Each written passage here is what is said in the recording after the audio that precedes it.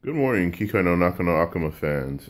This is a follow-up to the Blood Angels narrative campaign battle, 1850, with Mr. Michael Aturia, giving him a shout-out early in the morning. What I want you guys to know is that Michael, when I first met him, was trying to be a Munchkin player and wasn't tactically effective with everything he was doing. So first I want to tell everyone, he's getting much better as a player, but he's still making some key critical mistakes. Know thy enemy is one of his failings, I should say. And know what to expect is the second one. With playing Tau since 2000 and with the way all the editions have changed, having Intercept is like a godsend for Tau players. Having the ability to overwatch effectively is another godsend for Tau players. And a lot of other players hate it because they don't really have ways to stop it. First off, let's go through the mistakes. Michael lost in deployment. He literally set up a buffet line at the optimum range for me just to move up an inch or two to fire off all of my primary weapons at him and hit him. His land speeders, I just needed to get within range of a couple of units to pop it and deny a cover save from the drone network. His bites should have started behind cover, out of line of sight, not in the middle of the street, because I lit it up with about 4 marker lights, if I remember correctly, between Tetras, the Riptide, and the drone network. He had no cover save, and I was Ballistic Skill 7 on the Riptide. I popped all 3. The Command Rhino was just at 30 inches. If you know you're fighting Tau, get as far away from everything that has smart missiles as you can when they shoot. Hide behind the terrain. There is enough effective terrain in the video you'll see for him to hide behind.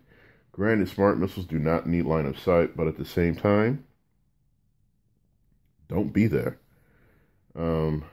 Next issue with Mike is that he does not bulk up and go forward.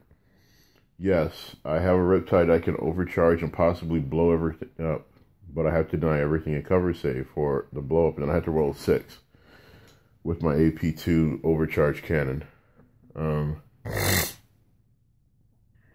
What me and Sandberger have been discussing about Mike's playstyle is that if you're going to hit a target, focus everything in the same direction.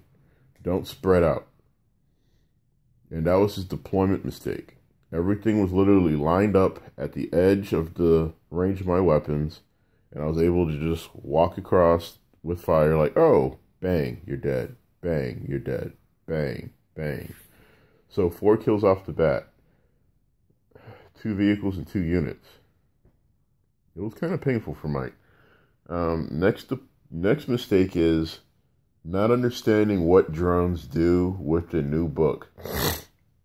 The drone network in the Montcalm book is directly an upgrade from the Apocalypse Warzone book, Damocles. In Damocles and the Apocalypse book, drone networks are giving themselves mega bonuses.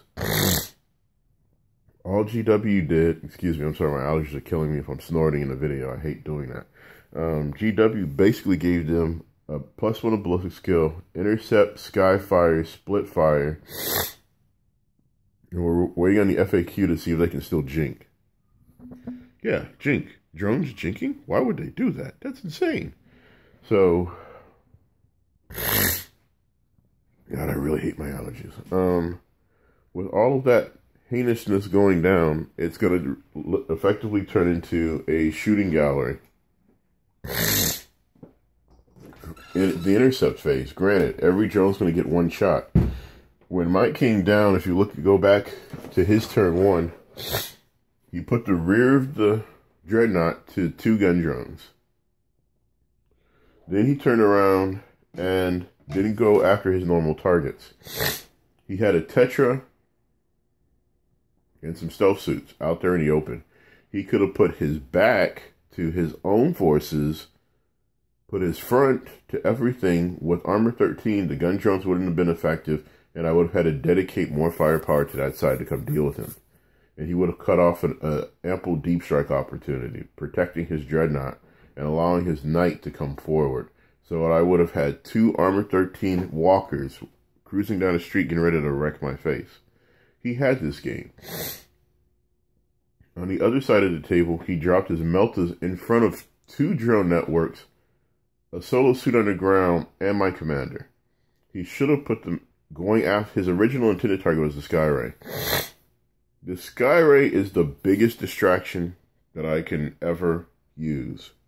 It has 6 Strength 8 AP3 secret missiles that are 1 shot apiece, 2 marker lights, and a smart missile system. It is not as scary as it looks. It's a tool to draw out the scary.